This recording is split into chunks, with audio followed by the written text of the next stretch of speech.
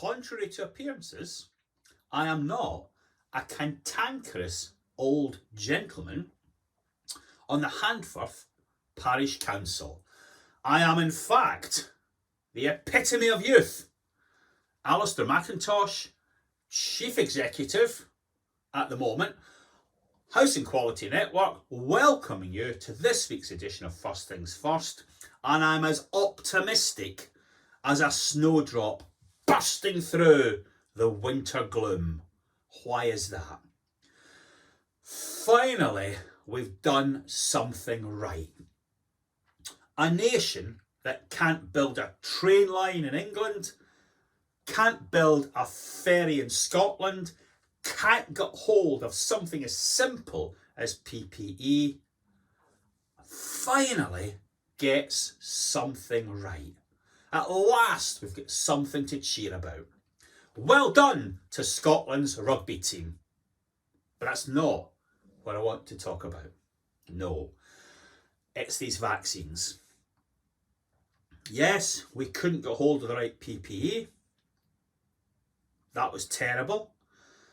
How come we've managed to turn that round and become the world leaders in getting hold of vaccines? Yes, things could still go wrong.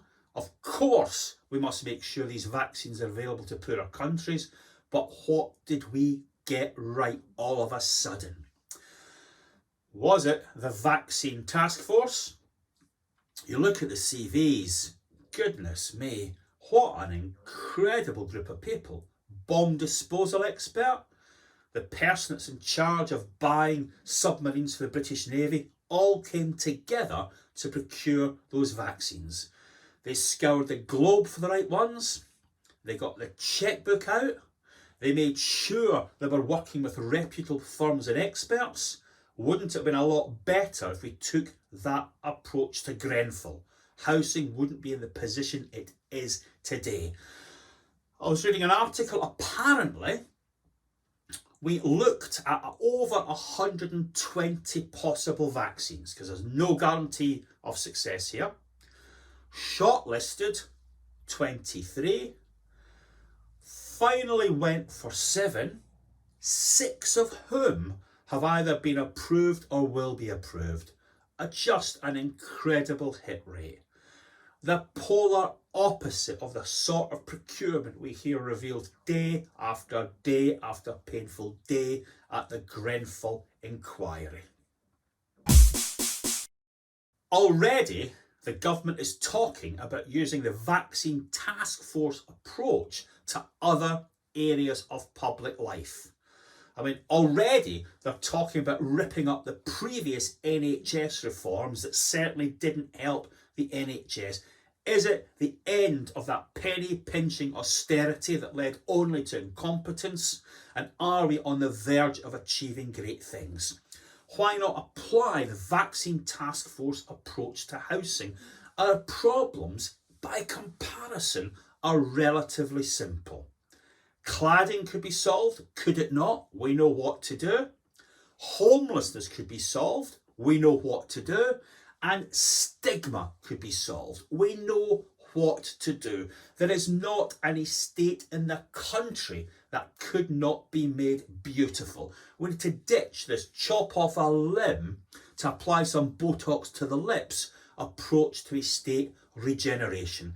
Selling a few of the jewels to pump prime purely cosmetic enticements to stock doesn't work. We need the same root and branch ambition and vigour and muscularity and cash that we've taken to the vaccines if we want to solve the great issues in housing today. And also, we need to target our efforts.